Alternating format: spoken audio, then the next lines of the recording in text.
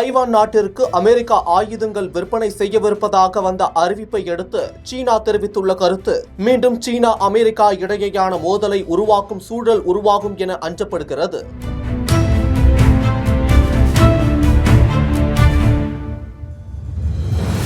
சீனாவில் நடந்த உள்நாட்டு போருக்கு பிறகு தைவான் தனிநாடாக உருவானது. ஆனாலும் தைவான் தங்கள் நாட்டின் ஒருங்கிணைந்த பகுதி என சீன அதிபர் ஜி ஜின்பிங் தலைமையிலான சீன அரசு கூறி வருகிறது. அது மட்டுமின்றி தேவை ஏற்பட்டால் தைவானை கைப்பற்ற படைபலத்தை பயன்படுத்த தயங்க மாட்டோம் எனவும் சீனா கூறி வருகிறது. மேலும் தைவானின் வான் எல்லைக்குள் அவ்வப்போது சீன போர் விமானங்கள் அத்துமீறி நுழைந்து மிரட்டல் விடுப்பதை வழக்கமாக கொண்டுள்ளது.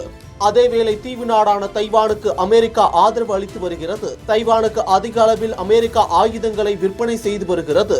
சீனா படையெடுக்கும் பட்சத்தில் தைவானை பாதுகாப்போம் என அமெரிக்கா தெரிவித்திருந்தது. இதற்கிடையே தைவான் மீதான சீனாவின் அத்துமீறலுக்கு ஜப்பான் கண்டனம் தெரிவித்து பதிலடி கொடுப்போம் என்று எச்சரித்திருந்தது. சீனா ஜப்பான் நாட்டிடையே பெரும் பரபரப்பை ஏற்படுத்தியது.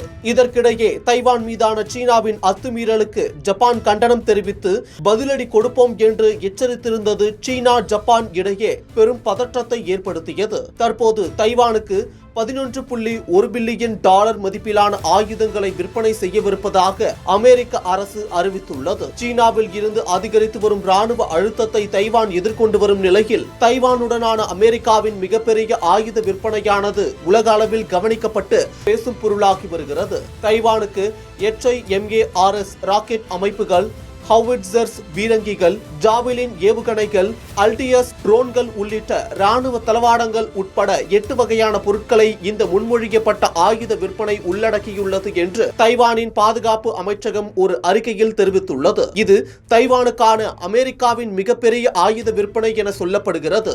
மேலும் அமெரிக்காவின் அறிவிப்பிற்கு சீனா கண்டனம் தெரிவித்துள்ளது. இது குறித்து சீனா வெளியுறவுத்துறை செய்தி தொடர்பாளர் கூறுகையில், தைவான் ஆயுத படைகள் வன்முறையை பயன்படுத்த முயற்சிக்கின்றன. மக்களின் பணத்தை ஆயுதங்கள் வாங்குவதற்காக வீணடித்து தைவானை ஒரு வெடிமருந்து கிடங்காக மாற்றுகின்றன.